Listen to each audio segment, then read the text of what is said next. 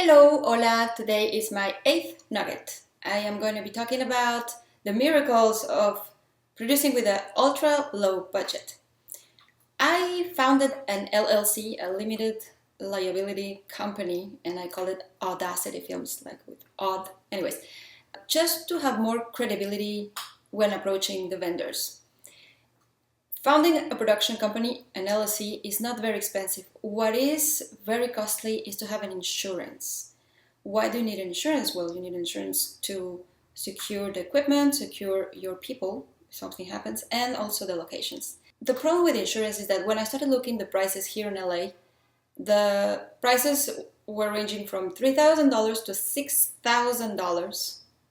And it's okay if you're going to shoot a lot of things per year, but it was certainly not my case, so that was not going to happen.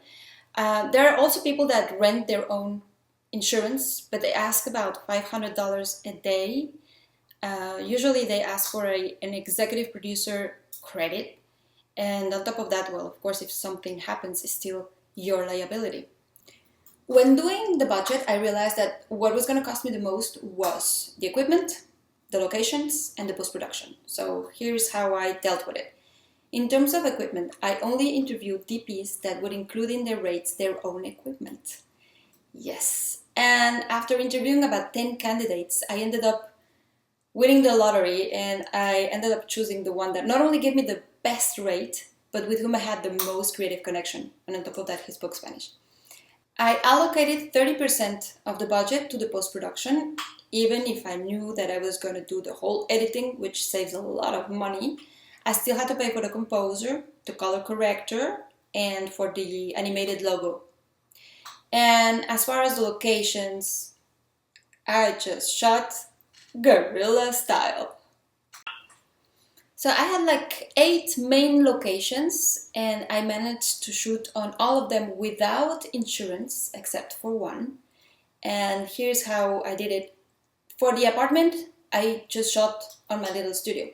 We needed some lockers of a restaurant, and I just used some lockers that happened to be in the parking of my building. We needed a theater for the interview of Morgana, and well, I visited about 6, but I ended up choosing one that had an elevated stage, but also a screen so we could project a still picture behind.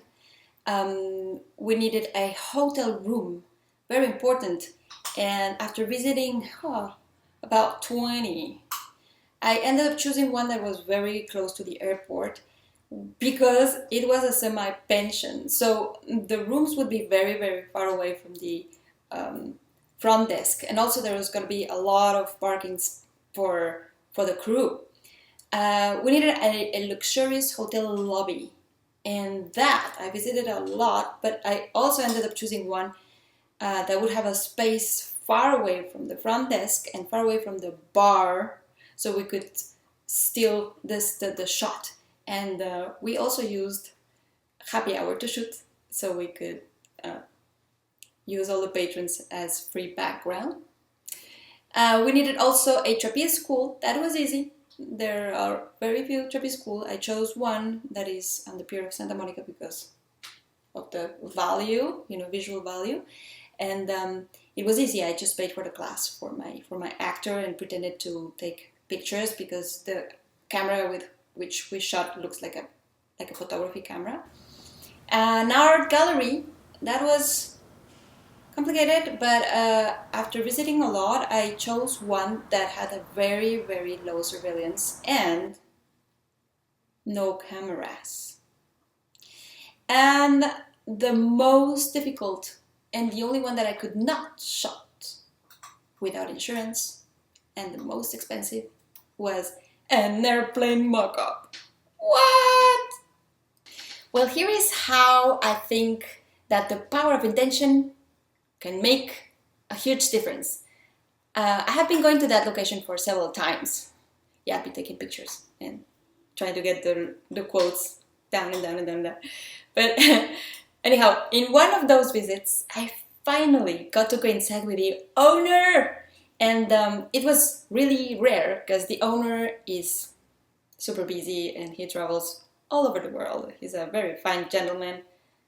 a self-made visionary, like super passionate about filmmaking. He's got several ventures, several production companies. He has produced hundreds of films.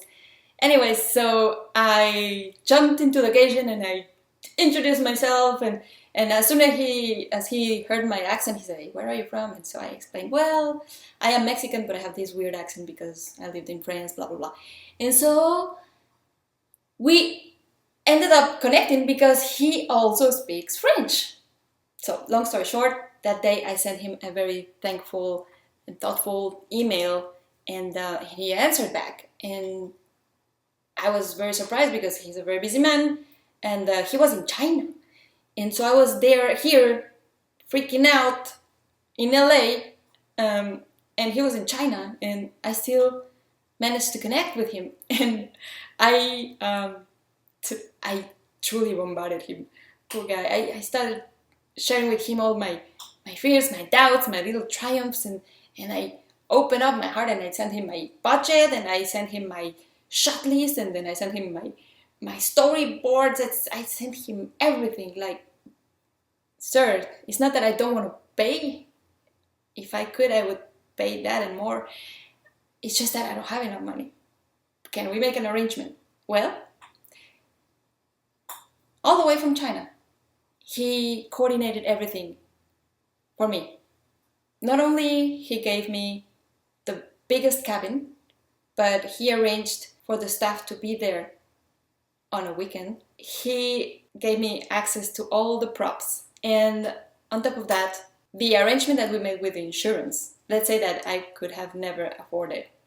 So thanks to him, this film exists. But the point is that everybody can do that. That's the whole point. I think that when you are really motivated and you are capable of moving the other person, only good things can happen. And anybody can do it. If I can do it, everybody can do it.